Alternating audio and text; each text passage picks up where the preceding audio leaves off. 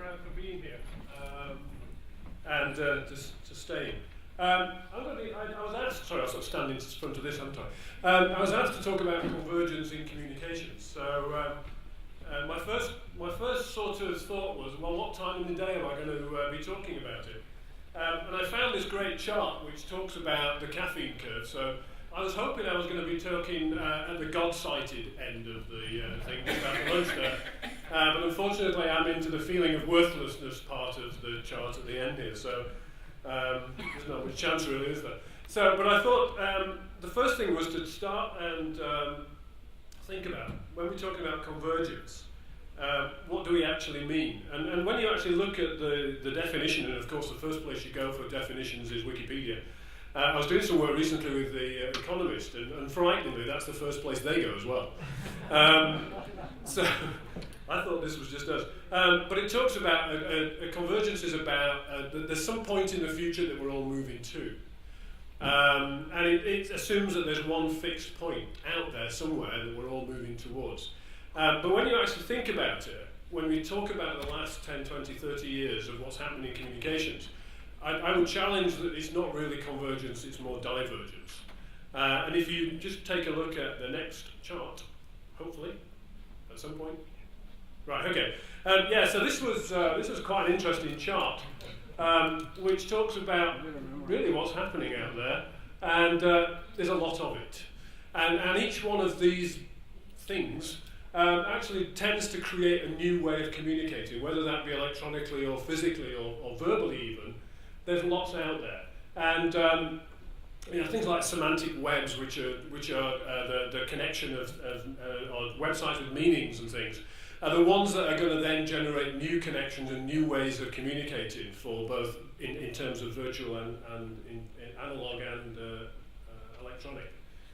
So there's lots of stuff happening out there. So what we're actually seeing is a divergence, not a convergence. But when you think about convergence in terms of technology, what we've seen so far is really just conversion. It's not convergence. So what we've done is we've seen, the typewriter and the pad and the diary and the picture frame and the slide projector there, all starting to migrate towards single platforms. But we're not seeing any really new ways of thinking about things and new ways of communicating. So all we're seeing at the moment is conversion and not convergence. So what I started to think about was, what about technology? Are we seeing convergence around technology?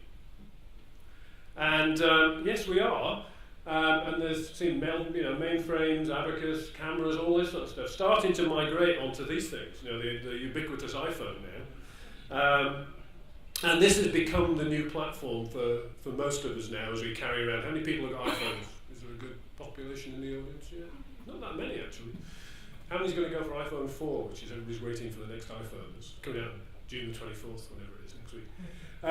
But this has become the new platform for communications now, whether it be talking on it, whether it be Skyping, whether it be texting, whether it be social media, whether it be emailing.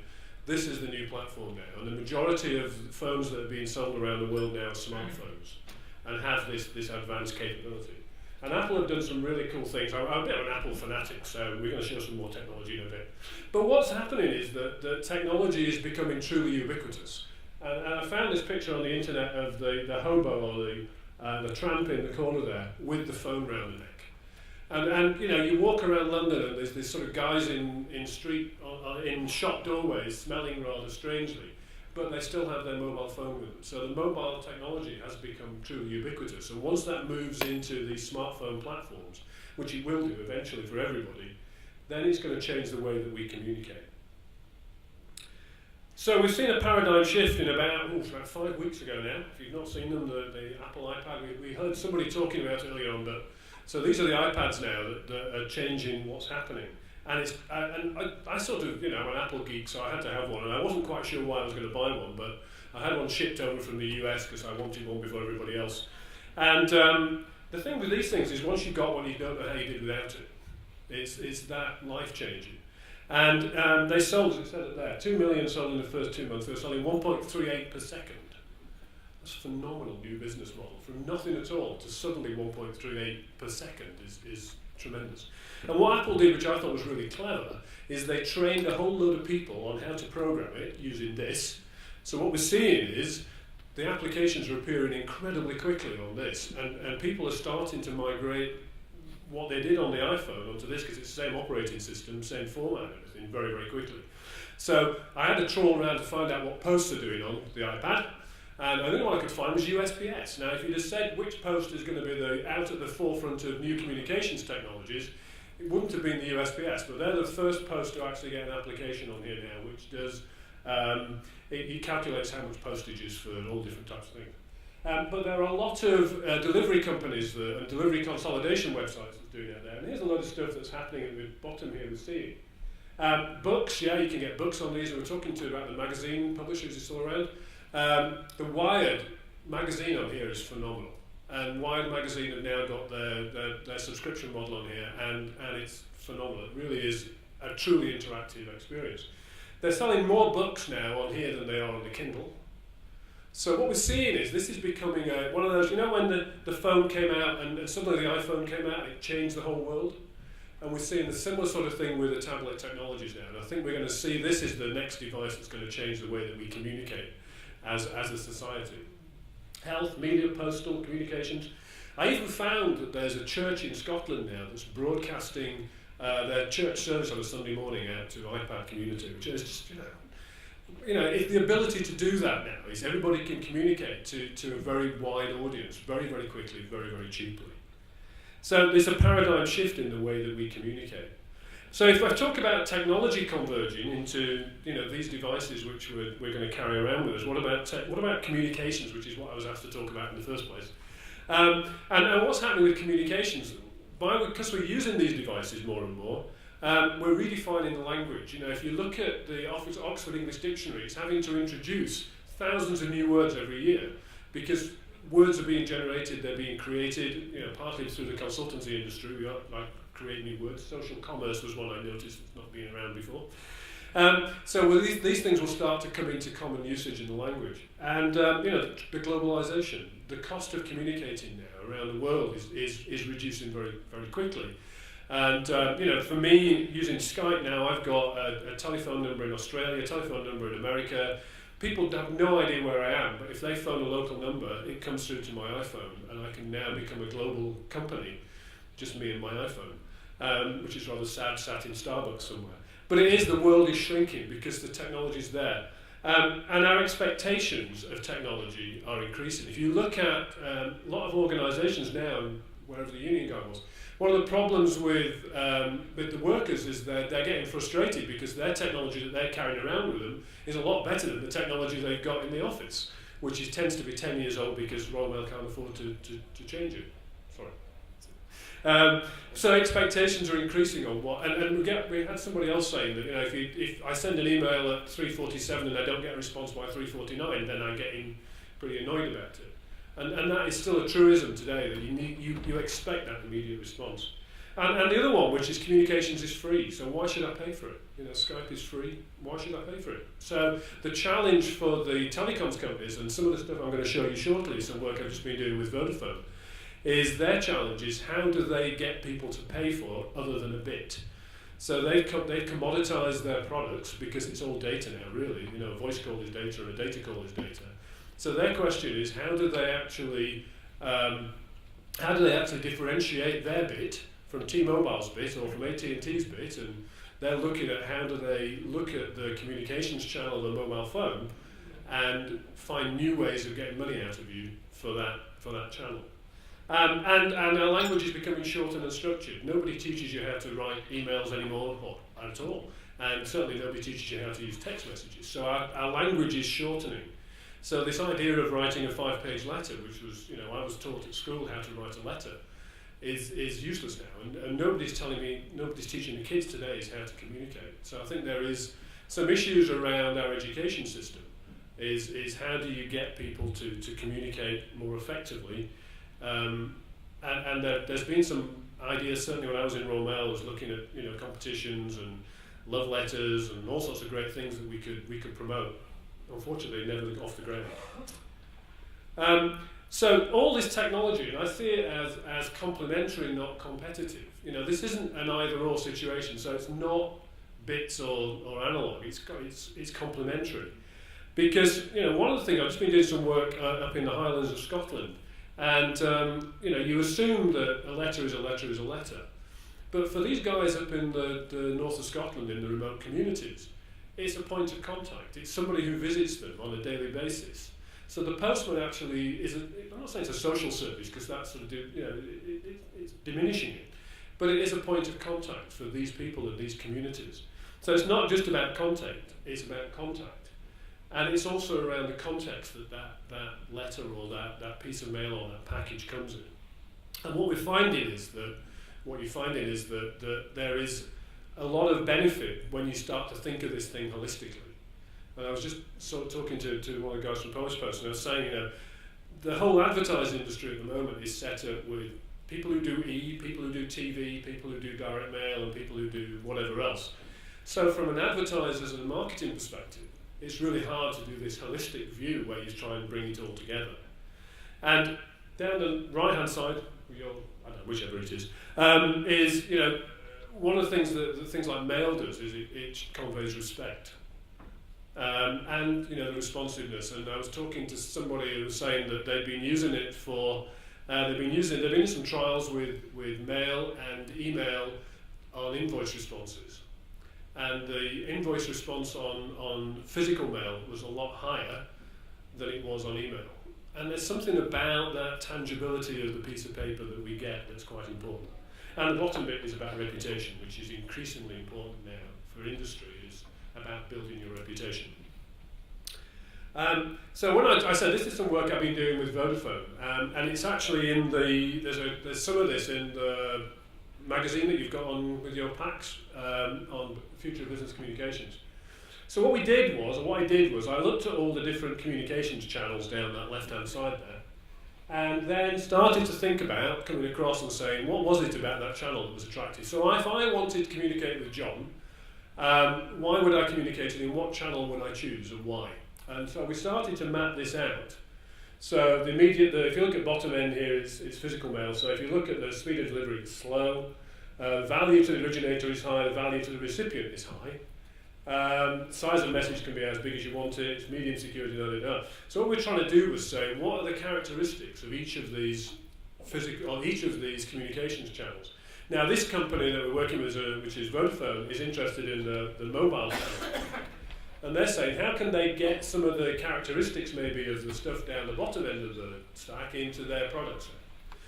On the nice little coloured thing there was, and this was something I've been changing this presentation this morning as I've sat listening. It's about, if you look at things like the physical mail, social media and video, there's an emotional element to that communications. It's not just about logic, it's not just about conveying information. There's something emotional about it. It's something nice and touchy about it. And when you talk to people about paper, they usually do this, because there's something touchy-feely about it, and it's quite nice to handle. So there's an emotional element. Whereas things like facts, it's logic, it's left brain, it's just data, it's just information. It doesn't really matter. So what we're trying to do is say, well, if respect is part of the physical mail, for the voice for Vodafone, is how can you embed that respect maybe in a mobile phone call? I don't know. So what they're looking at is how can you use this for this concept of communications value stack, and use it to try and get some of your characteristics into other channels. And for physical mail is how could we embed some of the other characteristics in the physical mail channel. And it's not just, when you look at this, it's not just about the characteristics, but there's also, oops, I pressed the wrong button, sorry. There's also a generational thing. I've been doing a lot of work on what's called Gen 2.0, which is taking the same communications value stack and then looking at it from a generational perspective. So if you look at some of these things, and I'm in the baby boomers here, I quite like text and SMS because it's easy and I can get big buttons on the phone. I'm sort of ambivalent about physical mail. I'm not really into video, and what's interesting now, and we were talking about Facebook as being this really sexy new thing, if you actually look at the profile of people on Facebook, it's sort of like the 30s to 40s. It's a bit sad that now. It's sort of become uncool now for a lot of the younger people because their dads and mums are on it and they don't want to be part of that community. But it's actually good for the post because that's actually the postal peak period. You know, Sue was talking about, you know, when you become economically viable, I think the technical phrase is then you start to get more mail. And that 30 to 40 to 50 sort of range is when you become interesting to people who want to send you things, which is the same as the Facebook community. And so there's sort of Gen Y is the millennials. You'll hear the term millennial. They love the social media, or they used to. It's becoming a bit passé now. And the Gen Z, which is the sort of younger end, the sort of 9 and 10-year-olds don't like it at all. They're sort of going away from it completely. And they're very low on things like physical mail. And there's a whole series of these. I'm not going to show them all, but there's some on culture. So if you look at the sort of Chinese market or the Indian market or some of the other the cultural or the ethnic split, they're different again for those. He says waving the thing. Okay. What's happening though with all these new channels that are opening up? It's around new ways of communicating, and it's around people are grouping together to find new ways of doing things. And I'll put some examples up here. And I'm going to talk about some new business models. So what these are people coming together to talk about things in different ways. And it's a tenuous link, I know, into communications convergence, but I thought it was quite interesting. And so what I'm going to talk about here is 4 sort of areas where people are coming together, and these are sort of new cool things. And we're looking at doing some of this stuff in organisations. So don't just think about it as this amorphous mass out there. My favourite at the moment is crowdfunding. And this is where you've got this great idea. John's got a great idea for dog repellent trousers for postmen, but he has no way of getting it funded. So what he does is he puts a short video on this Kickstarter.com website, and people from all over the world give him $5. They don't want anything back, they just give him $5 because he's a nice guy. And what you're finding is a new way of funding just startup initiatives. It's not venture capital, it's sort of micro venture or micro angels. And they're happy to give you their expert advice as well for nothing.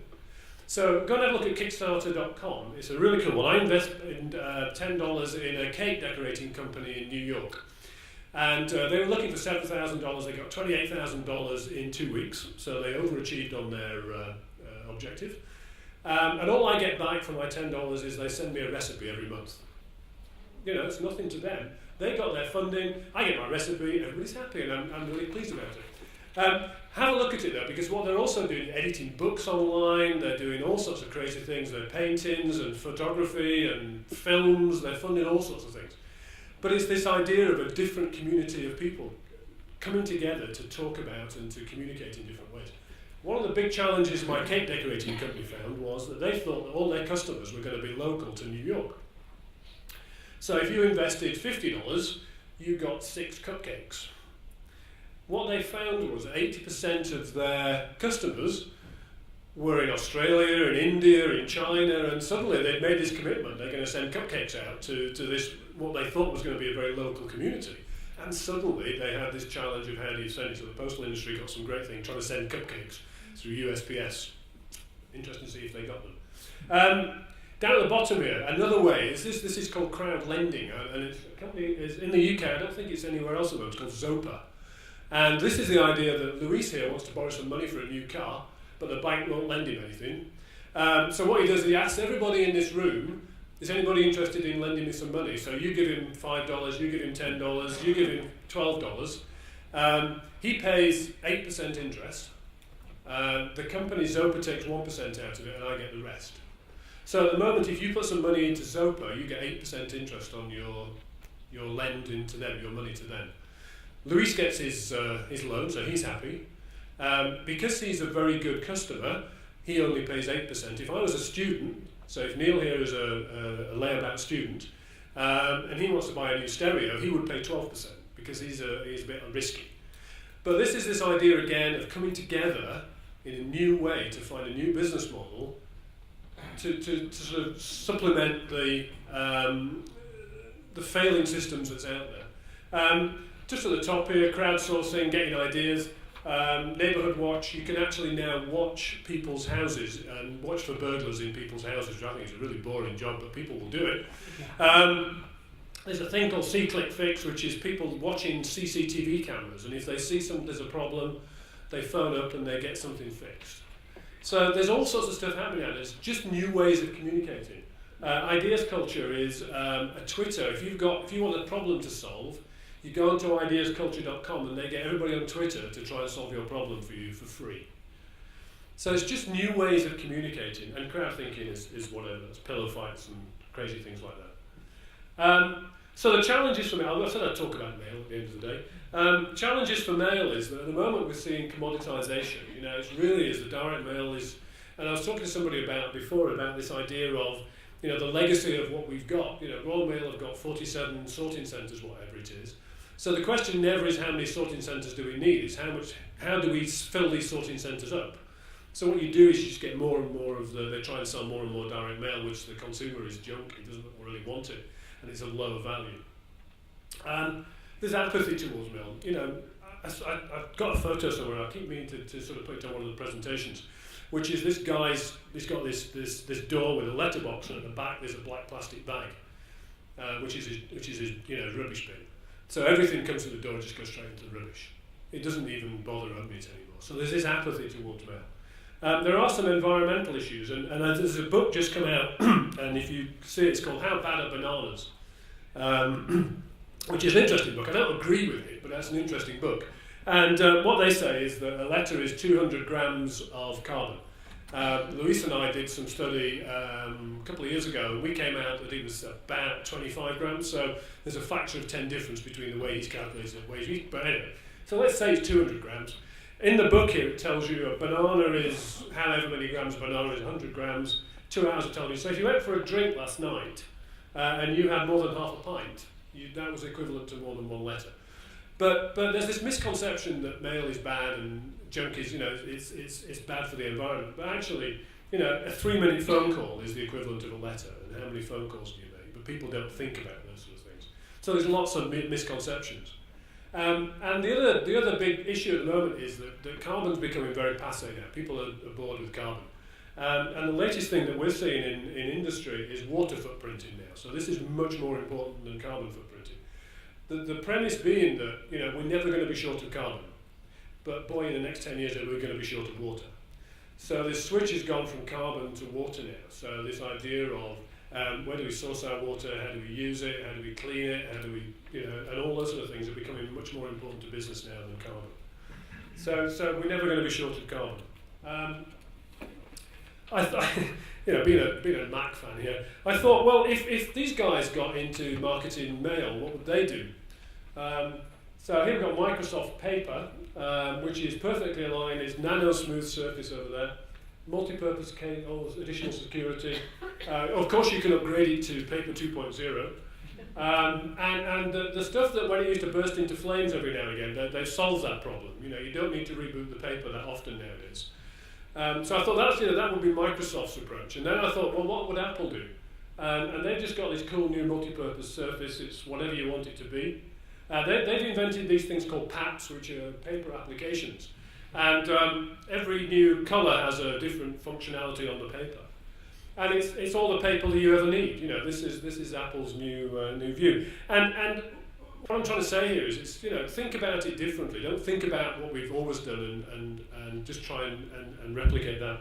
I'm hopefully going to show you a short video which will maybe just get you to think a bit differently. Can we turn it up a bit? Can we take it back and turn it up a bit? That's the best bit. Then 13 months ago, they hired a team. Can we take it back? Sorry. That's okay. For 68 years, Shreddies cereal remained the same. Wheat squares. And that's what Canadians thought of when they thought of Shreddies' personality. Squares. Then 13 months ago, they hired a team of geometric experts. These designists created a revolution in breakfast bowls. The Diamond Shreddy. Yeah, I remember in the brief, and initially I actually thought that maybe I'm not the right one for the job. I'm such a low-carb eater, you know. Six-packs don't come with bowls of wheat, so. But then I met the client, and they even let us work the cameras at the market research.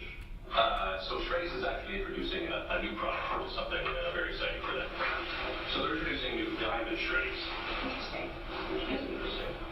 So I just want you to look at that, and that's the box there. So I just want to get your first impressions when you see that. You see the diamond Shreddies box there. What is that? Were they square? A little bit confused. They look like square. It's all, yeah, it's all in the appearance, but it's kind of like thinking about a 6 or a 9. Like a 6, if you flip it over, it looks like a 9, but a 6 is very different from a 9. And there was no clue exactly. Actually, when you don't see it, like when I thought you just look like you're trying to animate, but when you see it like that, it's more interesting. Like you Just try both of them. Get the square one there first.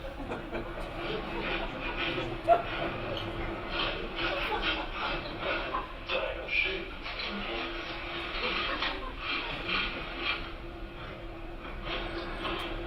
Which one did you prefer first? first one. The first one? Yeah, more flavor. Okay. That's interesting. The first one was the diamond.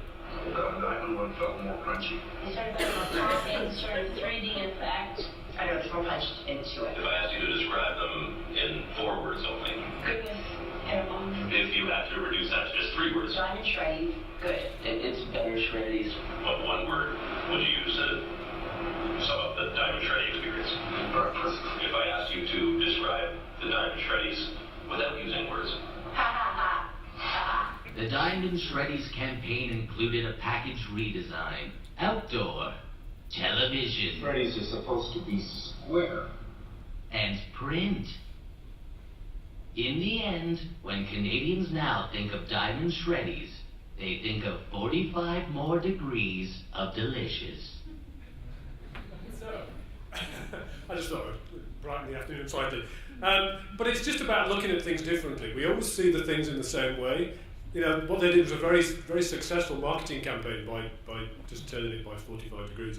I saw this quote earlier on, and I thought, shall I take it out or not? But when I think about evolution, what we've got to be careful of is we don't become this guy on the right-hand side here and we evolve. Which could be, you could sort of question whether some of the posts are going that way or not, but I don't know. But thank you anyway, and I hope you enjoyed that short session.